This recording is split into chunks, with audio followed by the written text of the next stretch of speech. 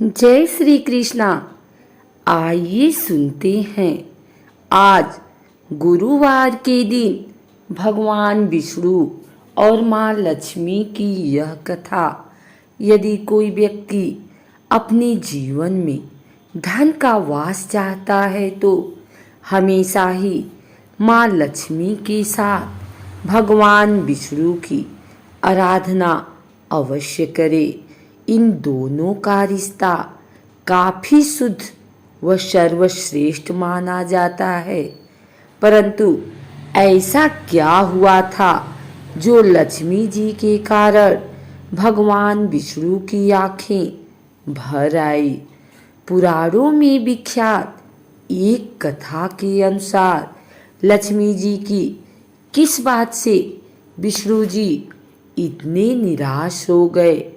पुराणों में लिखी एक कथा के अनुसार एक बार भगवान विष्णु शीर्षनाग पर बैठे बैठे उदास हो गए और उन्होंने धरती पर जाने का विचार बनाया। धरती पर जाने का मन बनाते ही विष्णु जी जाने की तैयारियों में लग गए। अपने स्वामी को तैयार होता देखकर लक्ष्मी माँ ने उनसे पूछा, स्वामी आप कहाँ जाने की तैयारी में लगे हैं। जिसके उत्तर में विष्णु जी ने कहा, हे लक्ष्मी मैं धरती लोक पर घूमने जा रहा हूँ। यह सुन माँ लक्ष्मी जी का भी धरती पर जाने का मन हुआ और उन्होंने श्री हरि से इसकी आज्ञा मांगी। माँ लक्ष्मी द्वारा प्रार्थना करने पर भगवान विष्णु बोले, तुम मेरे साथ चल सकती हो, लेकिन एक शर्त पर तुम धरती पर पहुंचकर उत्तर दिशा की ओर बिल्कुल मत देखना, तभी मैं तुम्हें अपने साथ लेकर जाऊंगा। यह सुनते ही माता लक्ष्मी ने हाँ कह दिया और विष्णु जी के साथ धरती लोक जाने के लिए तैयार हो गई। माँ लक्ष्मी और भगवान विष्णु सुबह सुबह धरती पर पहुंच गए। जब वे पहुंचे तब अभी सूर्य देवता उदय हुए ही थे।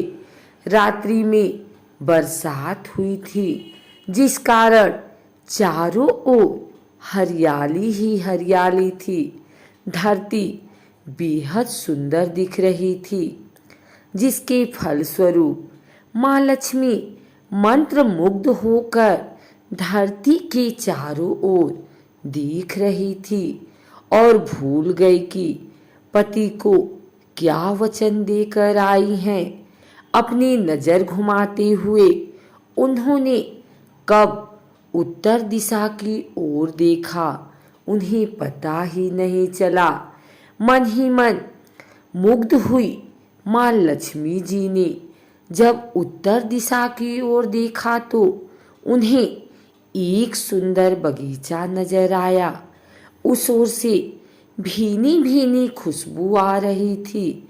बगीचे में बहुत ही सुंदर सुंदर फूल खिले थे।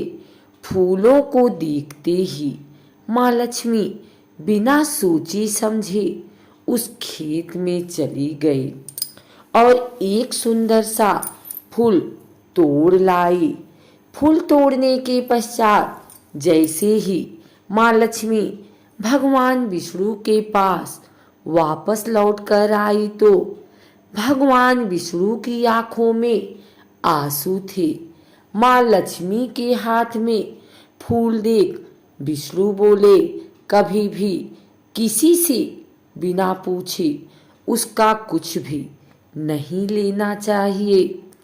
और साथ ही उन्हें विष्णु जी को दिया हुआ वचन भी याद दिलाया। माँ लक्ष्मी को अपनी भूल का जब आभास हुआ तो उन्होंने भगवान विष्णु से इस भूल की क्षमा मांगी। विष्णु ने कहा कि तुमने जो भूल की है उसकी सजा तो तुम्हें अवश्य मिलेगी। जिस माली के खेत से तुमने बिना पूछे फूल तोड़ा है, यह एक प्रकार की चोरी है।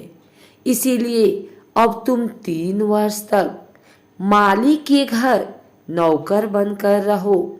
उसके बाद मैं तुम्हें वैकुंठ में वापस बुलाऊंगा। भगवान विष्णु का आदेश माँ लक्ष्मी ने चुपचाप सर झुकाकर मान लिया, जिसके बाद माँ लक्ष्मी ने एक गरीब औरत का रूप धारण किया और उस खेत के मालिक के घर गई। माधव नाम के उस माली का एक झोपड़ा था, जहां माधव की पत्नी, 2 बेटे और 3 बेटियां रहते थे।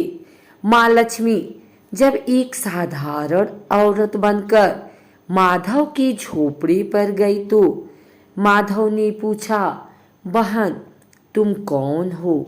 तब माँ लक्ष्मी ने कहा, मैं एक गरीब औरत हूँ, मेरी देखभाल करने वाला कोई नहीं। मैंने कई दिनों से खाना भी नहीं खाया, मुझे कोई भी काम दे दो, मैं तुम्हारे घर का काम कर दूंगी और इसके बदले में आप मुझे अपने घर के एक कोने में आसरा दे दो। माधव बहुत ही अच्छे दिल का मालिक था, उसे दया आ गई, लेकिन उसने कहा, बहन मैं तो बहुत ही गरीब हूँ, मेरी कमाई से मेरे घर का खर्च काफी कठिनाई से चलता है, लेकिन अगर मेरी 3 की जगह 4 बेटियां होती तो भी मुझे गुजारा करना था। अगर तुम मेरी बेटी बनकर जैसा रूखा सूखा हम खाते हैं उसमें खुश रह सकती हो तो बेटी अंदर आ जाओ। माधव ने माँ लक्ष्मी को अपने झोपड़े में शरण दी और माँ लक्ष्मी 3 साल उस माधव के घर पर नौकरानी बनकर रही। कथा के अनुसार कहा जाता है कि जिस दिन माँ लक्ष्मी माधव के घर आई थी, उसके दूसरे ही दिन माधव को फूलों से इतनी आमदनी हुई कि शाम को उसने एक गाय खरीद ली। फिर धीरे धीरे माधव ने जमीन खरीद ली और सबने अच्छे अच्छे कपड़े भी बनवा लिए। कुछ समय बाद माधव ने एक बड़ा पक्का घर भी बनवा लिया। माधव हमेशा सोचता था कि मुझे यह सब इस महिला के आने के बाद मिला है। इस बेटी के रूप में मेरी किस्मत आ गई है। एक दिन माधव जब अपने खेतों से काम खत्म करके घर आया तो उसने अपने घर के द्वार पर गहनों से लदी एक देवी स्वरूप औरत को देखा। जब निकट गया तो उसे आभास हुआ कि यह तो मेरी मुंह बोली चौथी बेटी यानी वही औरत है।